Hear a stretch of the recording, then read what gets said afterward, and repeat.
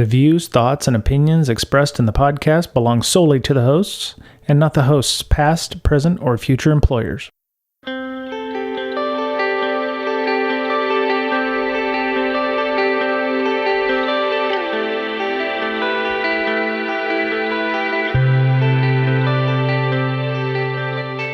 Hey everybody, welcome back.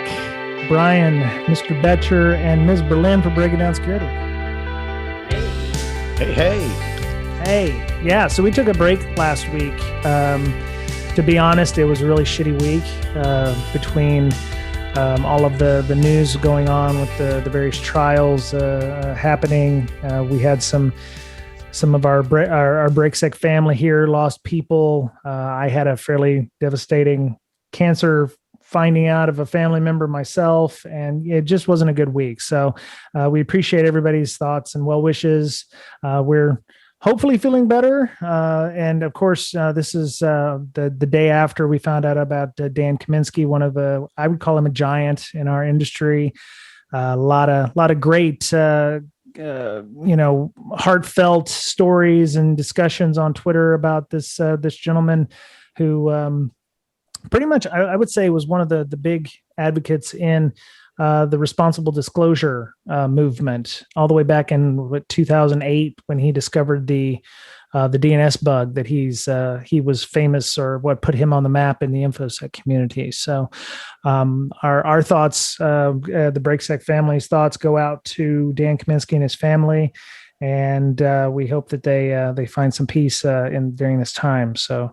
I did not know the man personally. I wish, and now seeing all the people talking about him on Twitter, I wish I'd had. Maybe that's a reason to go to DEF CON. Seems like he loved him some DEF CON and some Black Hat, and I never went to those. So maybe that's why I was unable to get to meet him. So.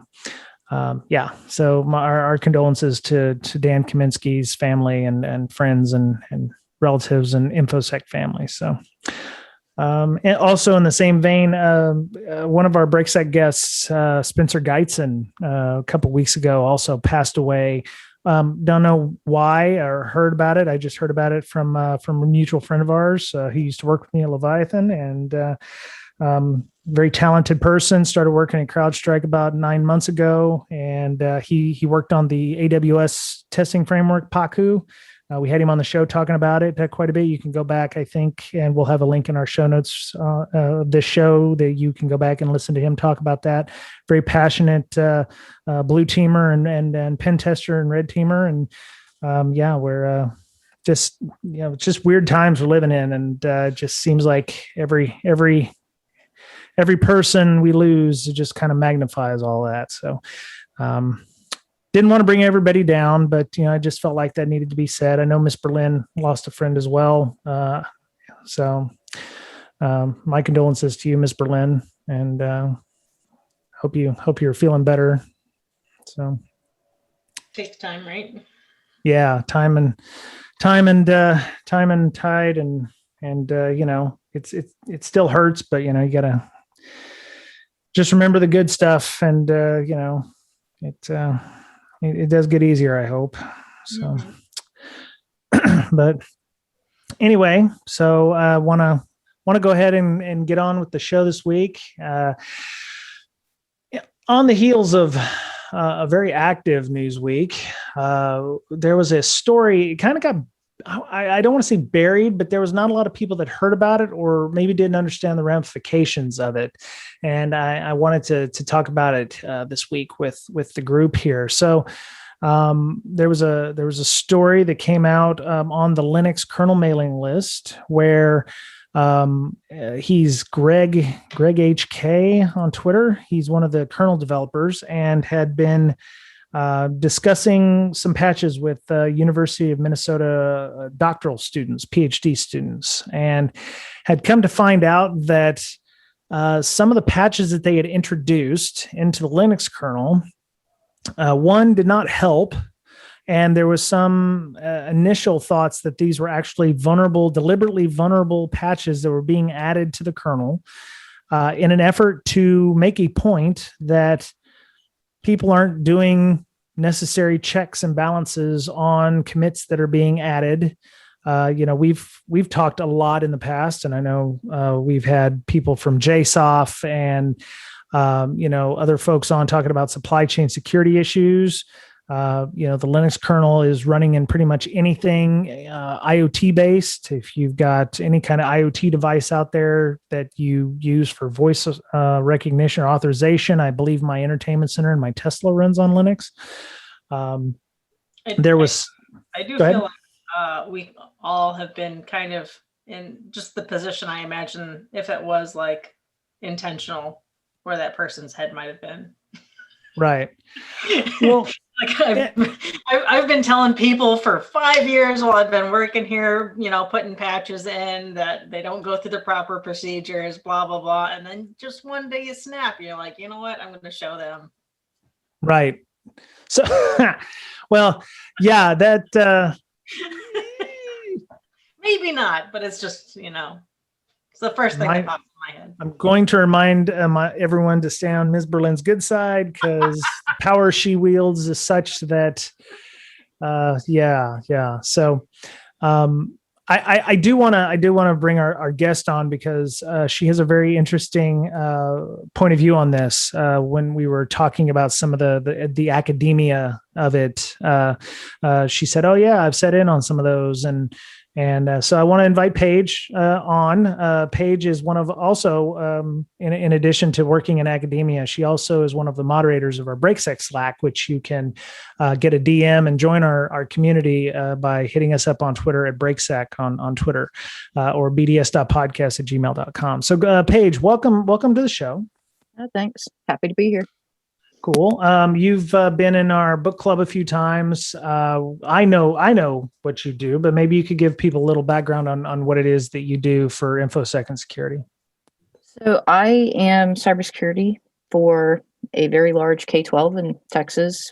I've got more than 60,000 users and not a very large team, and we'll go with that. And before that, I was in academia in a completely unrelated field for about 10 years. Did the whole tenure thing and got bored and got out. Okay. And you've had to go through some of the stuff that these PhD doctoral students have gone through, correct? Yeah, I've submitted more IRBs than I'd care to think about. Okay. All right. And we'll get to what an IRB here is in a minute. So,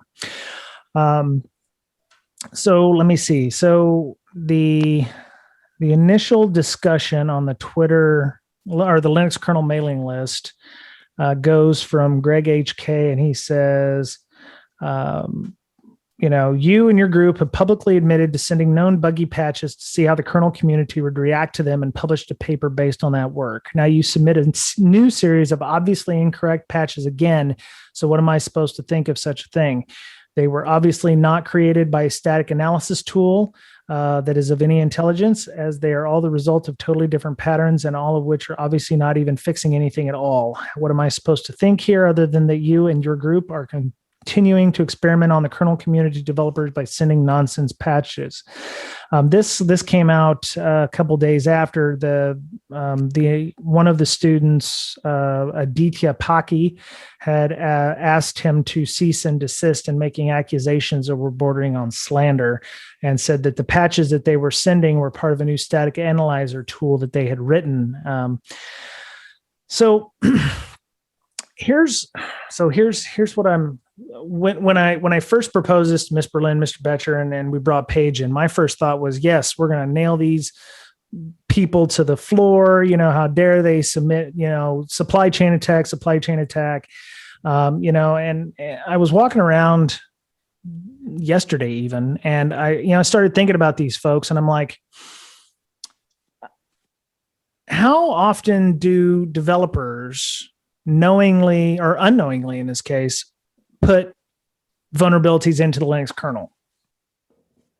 And that was my thought. I kind of turned my thinking process on the head here. It was like, Mr. Betcher, he's a developer. How often do you put vulnerabilities in your in your packages?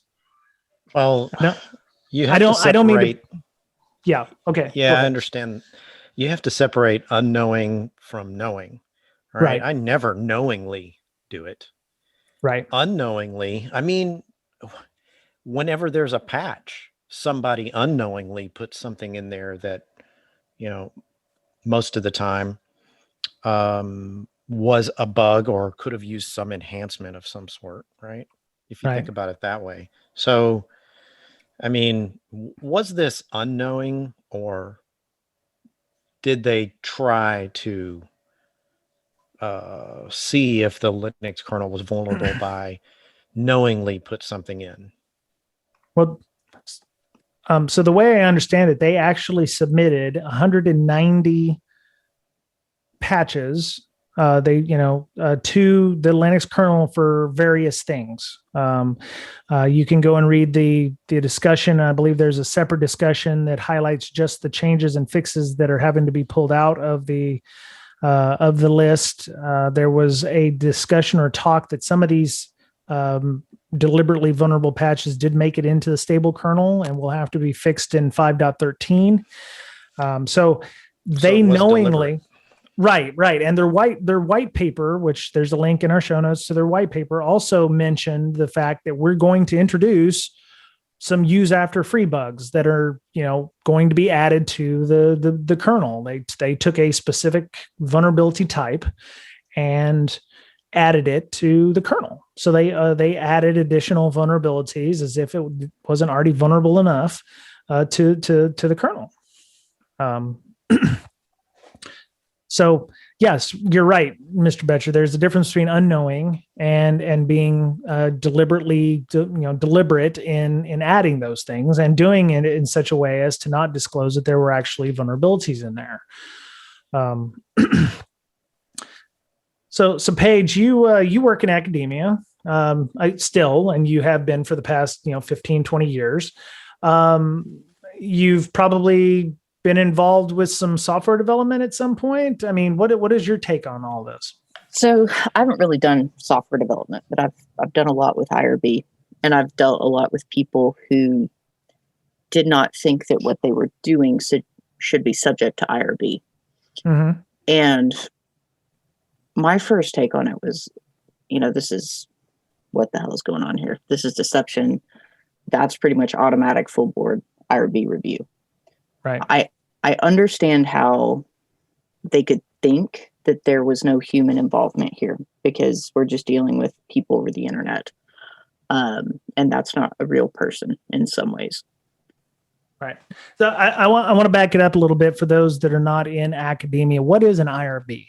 Okay, so IRB is an institutional review board, and these are boards in place to make sure that the research being done on human subjects is reasonable and ethical. So if you remember experiments like the Tuskegee experiments, the Stanford prison experiment, the one where they shock you, or you were told you were administering a shock. Right. So things like that didn't happen because some of those experiments that involved deception were pretty psychologically harmful to the people involved. And then there are other things with medical treatments or various interventions where people were given things that either weren't effective or were actually harmful. And because of either lack of informed consent, where people like a prison population was used, where they didn't really have a choice about participating, or they just weren't told what could go wrong by participating. You had research subjects damaged through their participation in research.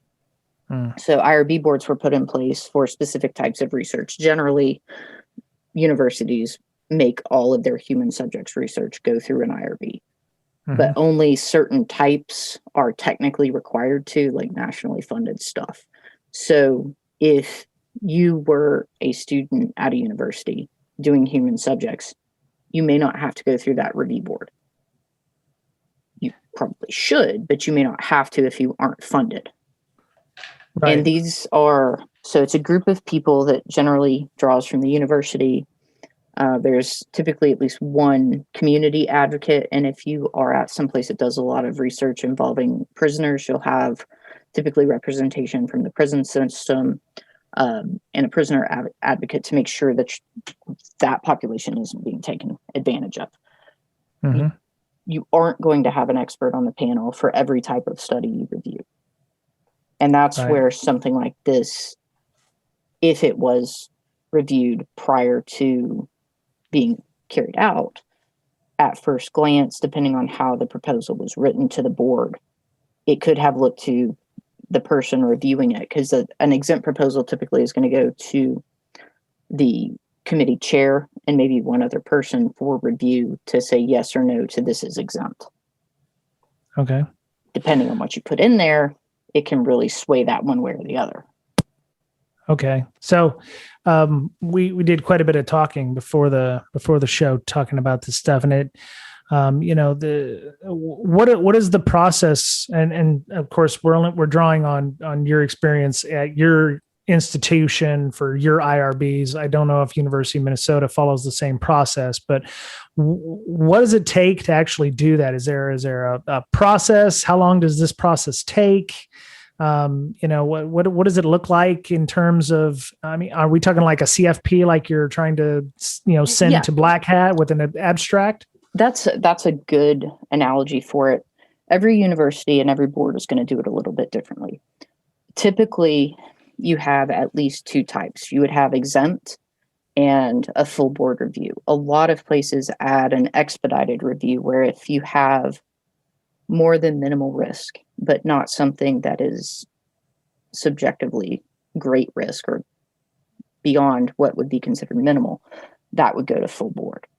An exempt proposal is typically shorter. It would have an abstract, some information about your participants, your research methodology. Depending on where you're at, they may want a lit review where you explain the research, risk to participants, benefits to participants, informed consent, and that sort of thing. And then each grade up, depending on how many the institution has, is going to be more involved. So if you wanted to study, say coding in kids, because you have minors involved, that's automatically going to a full board review. Mm-hmm. If you wanted to do that same study with adults and you were just giving a survey, you could probably get that through on exempt, because you could do that in a way that's not risky to the participant.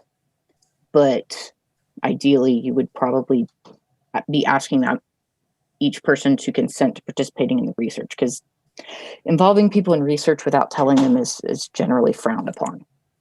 Right. Yeah, I've heard of irresponsible. And you mentioned the Milgram. I put a link to the Milgram thing where people were either getting electrocuted or they weren't getting electrocuted, or people would say, oh yes, this person's messing up, and then the researchers were trying to get a person to literally shock somebody and causing issues. I don't know if that one was IRB, but the Milgram experiment was one well-known experiment where something like that had happened. That probably helped build the IRB process. So in your opinion, you think that what they did affect human beings? I'd be interested in your thoughts on that. How do you feel that this affected human beings? So I would imagine that the Linux maintainers community is not that large. And those patches don't get approved by magic. So since you have someone who's reviewing them, and actually in their apology statement, I think they say, we're waiting for permission from the people who okayed the patches before we can release the ones that were in this study. Because those maintainers could take a major reputation hit having their identities revealed. And that blatantly matching a research subject to the outcome for that individual is a pretty big no-no in research, because if you have people who are fearful that their identity is going to be matched with whatever their results are, it really makes it difficult to get someone to participate. So you have to protect the people participating from potentially negative outcomes. Say they do release the identities of the people who approve the patches. Yeah, it's not good. Yeah, I'm not exactly sure how they approve those things. and there was I read several blogs talking about some of this stuff that, blogs that were written before this.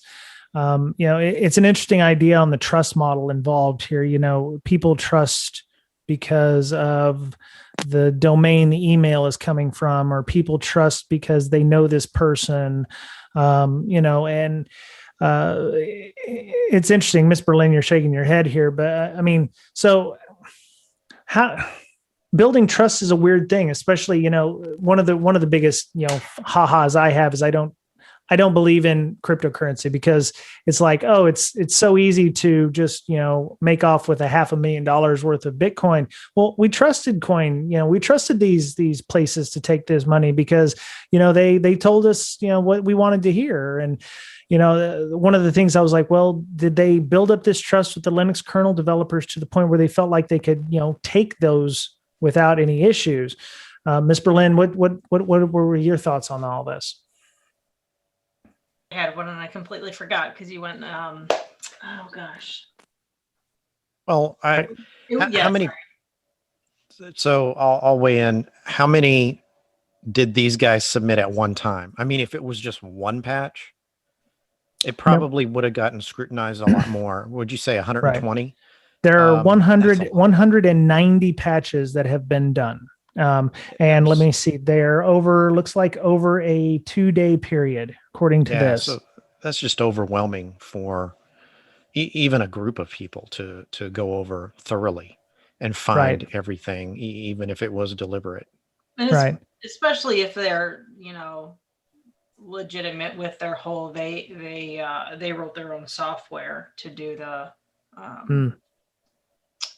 that's what they wrote it for, right? Just to do the patching. They said the patching came from static analysis tool they developed. Yeah. Right. It is more of a gotcha than anything else. I mean, and I have a related analogy here.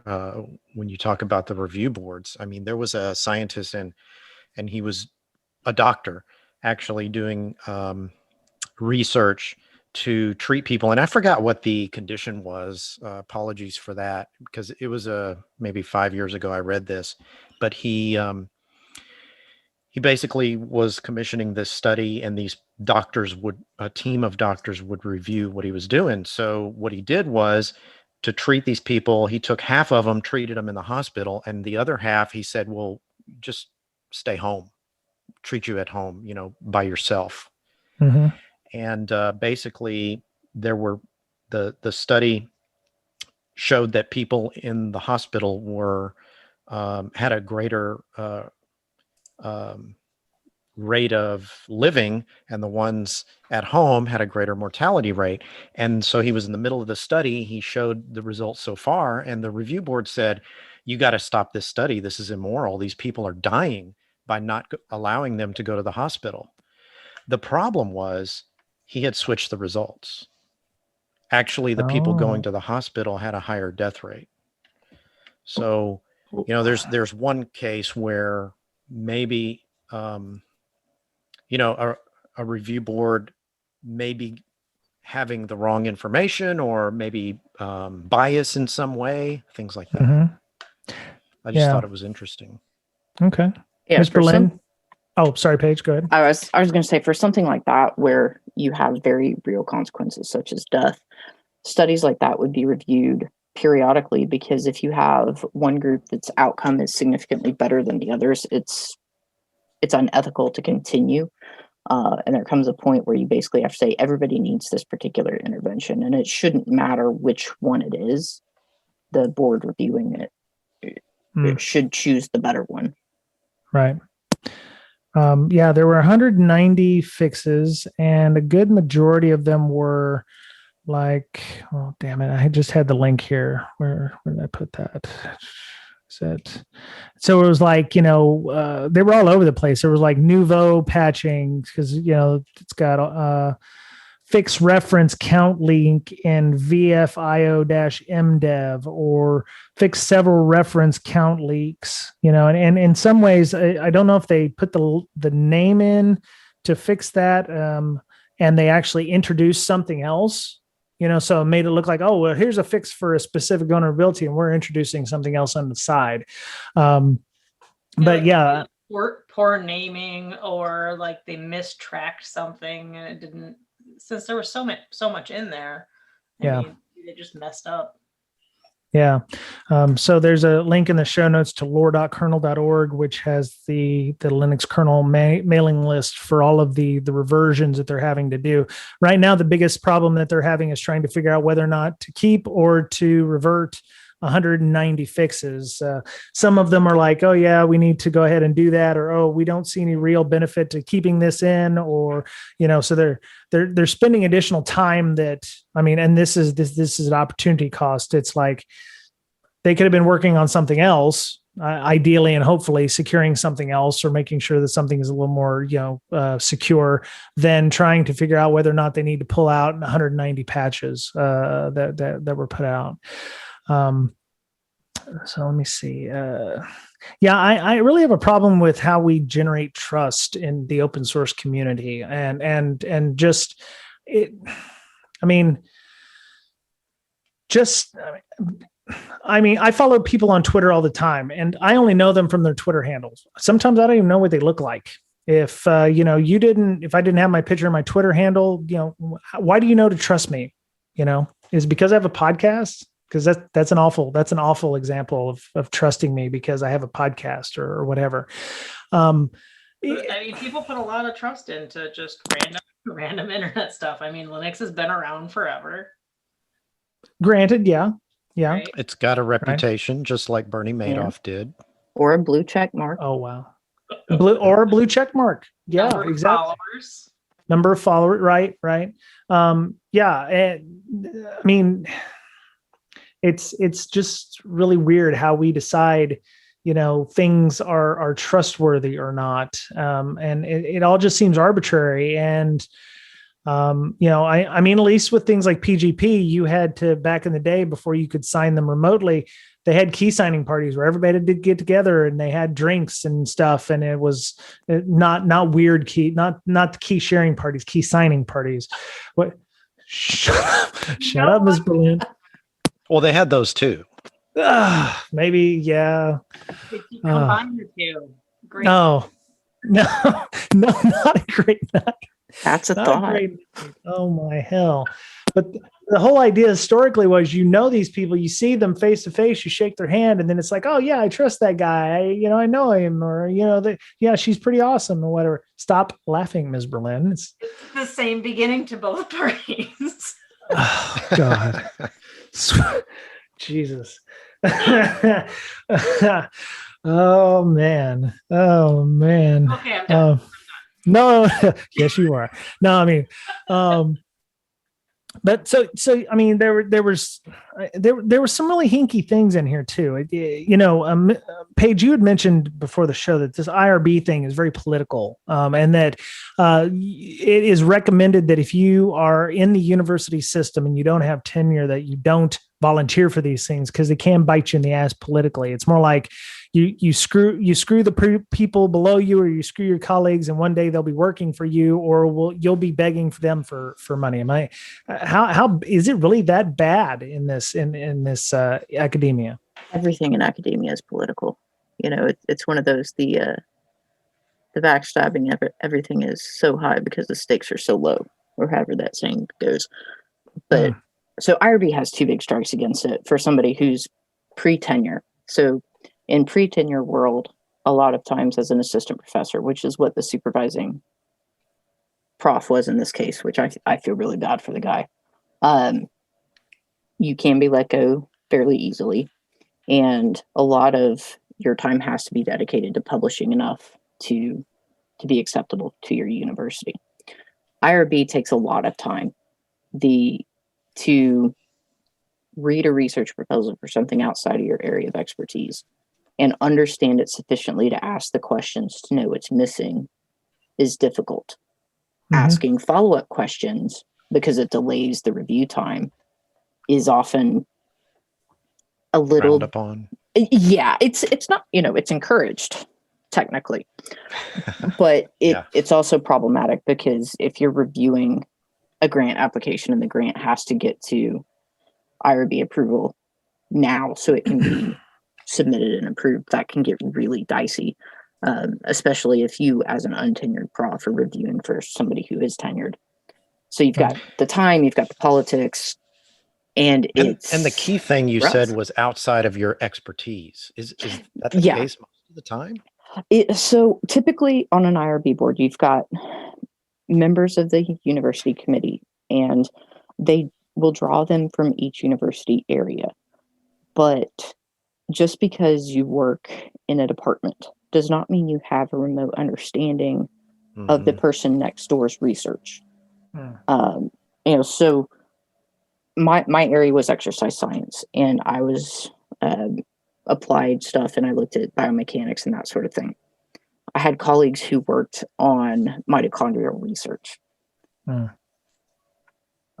I could sort of understand the big picture on some of that, but it wasn't my area of expertise. And then you could also be asked to review something, say for somebody from biology, getting into some animal use stuff where they're looking at what is the impact of this on this animal. And that's completely outside of what you are familiar with in some ways. Or you could be asked to, review a study where somebody wants to go to a war-torn nation and study the people who are living in those conditions. And you can't be an expert on everything. So you rely on the different committee members to inform that. But because like this study came from computer science, a lot of computer science stuff is not going to involve people because, writing code or whatever, that's not really involving people. So it kind of came in as a bit of a perfect storm because I can't describe the Linux kernel maintenance process. I don't know what it is. And I'm guessing most of the people on Minnesota's IRB board can't either.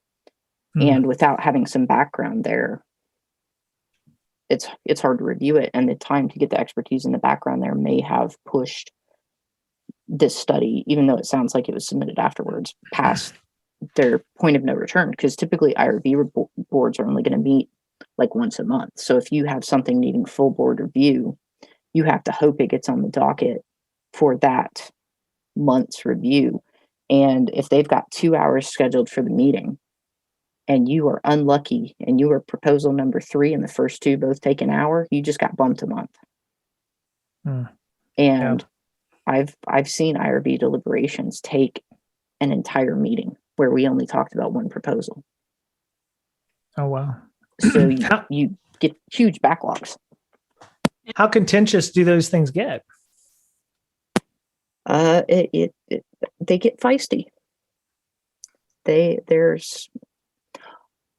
So sometimes in a full board review, you would ask the PI, the primary investigator, to come in and explain things and ask questions. And sometimes that can get contentious because people feel like their expertise is being challenged. Because it's like, well, I'm an expert here. Why are you questioning my methods?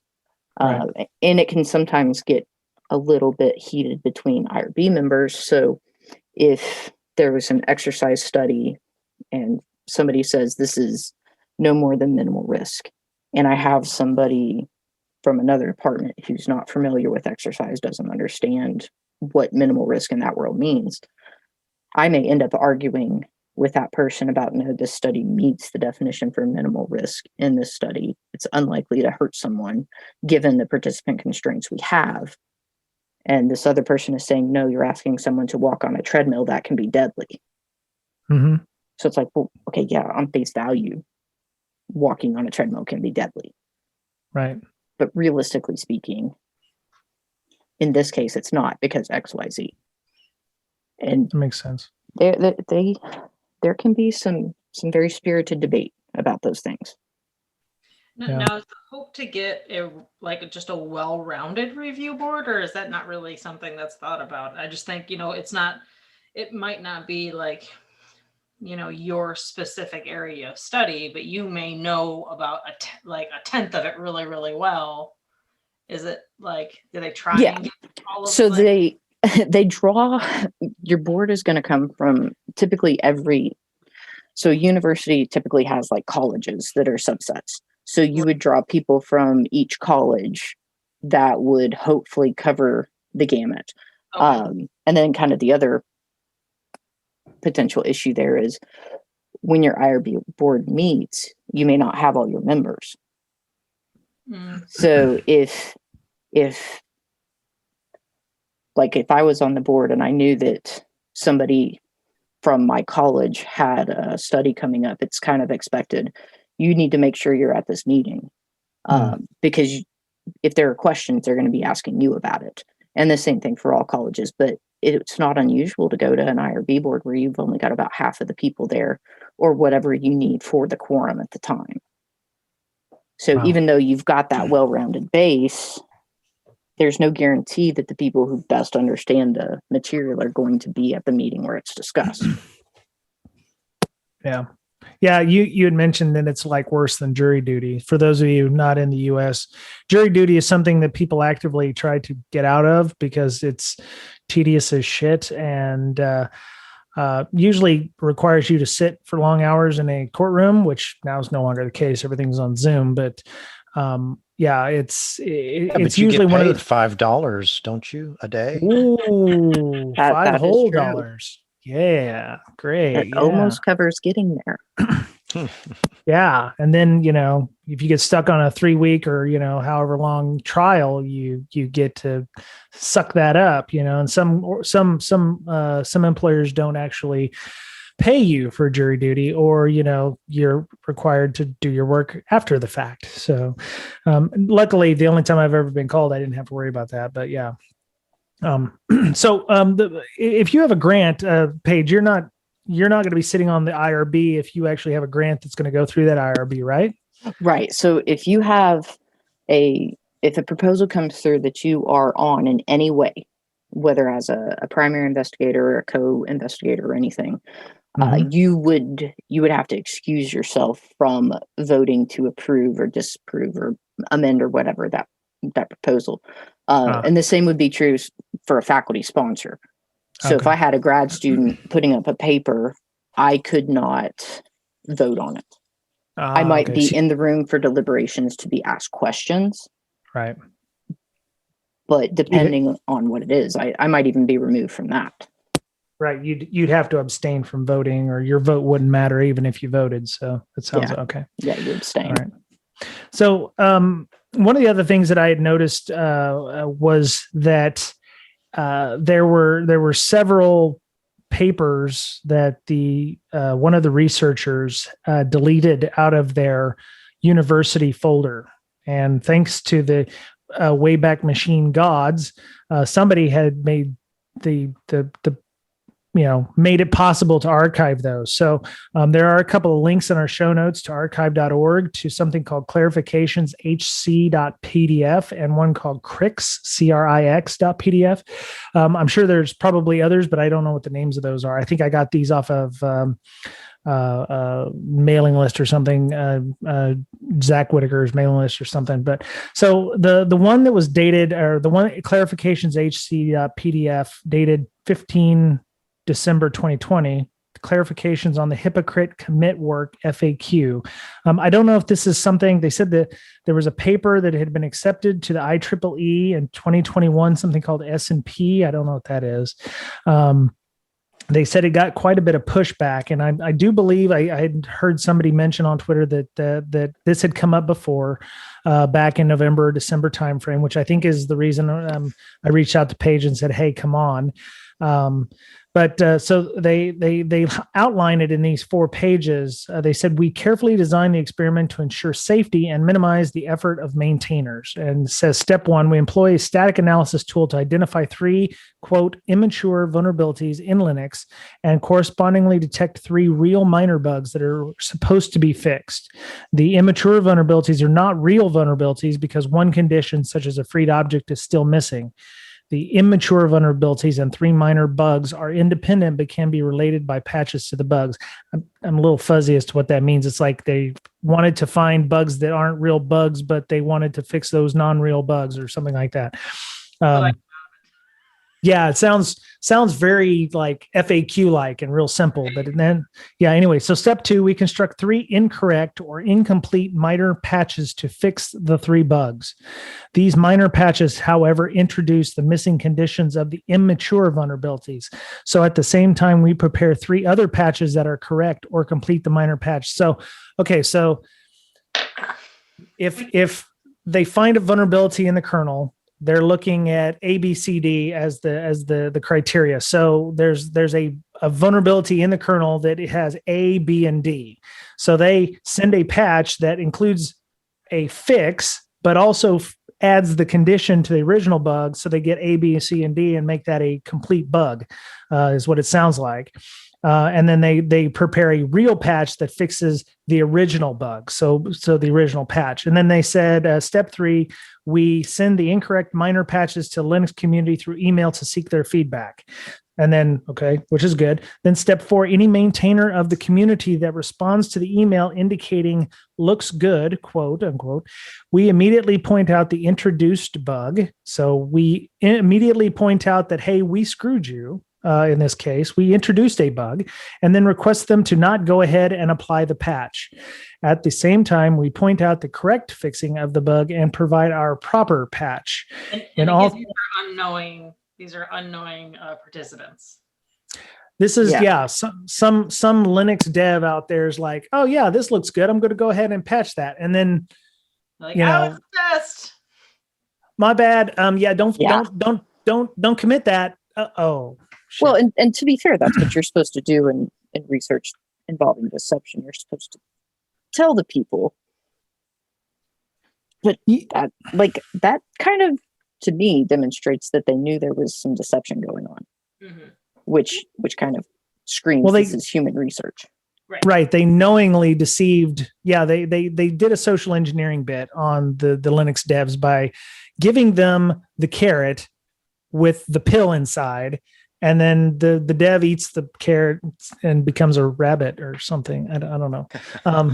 Something like that. Anyway, but they gave a patch, which is stuff that developers thrive on. Every time I hear, oh, there's not enough people doing kernel development. And it's like, oh yeah, here's a bunch of patches. And the devs are like, yay, people are helping us. And then they're not. So there's definitely a social engineering aspect here, but it's like, so the remainder of the 4 says, at the same time, we point out the correct fixing of the bug and provide a proper patch. In all the 3 cases, maintainers explicitly acknowledged and confirmed to not move forward with the incorrect patches. This way we ensure the incorrect patches will not be adopted or committed into the Git tree of Linux. Depending on who you talk to or read on the mailing list, some of these patches not only did not get shut down and not incorporated or not get removed, they actually were committed and then ended up in the stable kernel. Now, things might have changed since I've read the mailing list, but there's actual new bugs, use after freeze and stuff in the stable Linux kernel.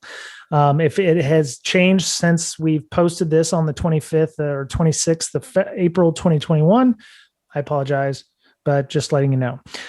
So there was definitely some deception going on because one, they are submitting patches and then, oh, developer, you didn't find the mistake, our bad. Here's the real patch. And yeah, it just feels bad. And not to mention the fact that these PDFs were actually deleted out of the researcher's directory. I don't know if it was done maliciously or they were trying to cover tracks or whatever, but thank God Internet Wayback Machine exists.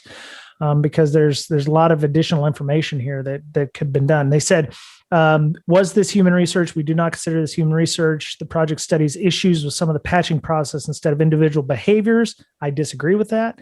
And we did not collect any personal information. All they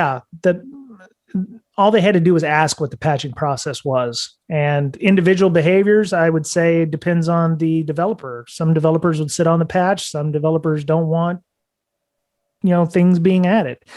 They have the people's emails. That is something that is identifiable. Right. They may not be disclosing it, but there's record of that somewhere. Sure. And if you're on the Linux mailing list, the email addresses. The email addresses are on there. I mean, if you go look at the lore lore.whatever links I put in the show notes, the addresses are there. And as a matter of fact, they say if you're going to submit a fix, you need to email these dozen people or these email, these other mailing lists in addition to Linux kernel mailing lists, because these patches obviously affect not only Linux kernel, but these other half dozen or dozen organizations or other mailing lists. That was our show for this week. You can find show notes for this and all of our shows at www.breakingsecurity.com. You can also find an RSS link on the site to add to your favorite podcatcher. You can find all of us on Twitter. Miss Berlin can be found at InfoSyster, INFOSYSTIR. Mr. Betcher can be found at BetcherPwned, BOETTCHERPWNED. And you can follow me on Twitter at Brian Brake, BRYANBRAKE. We have a Slack. Come join us on our Slack. A lot of great things going on there. A lot of channels of various InfoSec-related subjects. You can get an invite on Twitter by emailing our official Twitter handle for the show at Brakesec, BRAKESEC, or you can email us at bds.podcast@gmail.com. Thank you to all of our Patreon supporters for their monetary assistance by offsetting costs involved in putting out a weekly show. Zoom fees, Libsyn hosting, domain purchase, renewal, equipment upgrades, time and effort building the community we have. We appreciate all of your help and support. If you'd like a t-shirt, stickers, coffee mug, or just to show your support for the show, you can check out our TPub site, www.tpublic.com/user/BDS podcast. We thrive on your feedback. A quick 5-star comment on iTunes or Google Play Store or your favorite streaming service, Spotify, Pandora, what have you, go a long way to gaining us additional visibility. It takes no time at all, and we appreciate your help in spreading the word. That was it for Breaking Down Security this week. Be safe, be well, be kind to one another, take care of yourself because you're the only you have, and we'll talk to you again soon.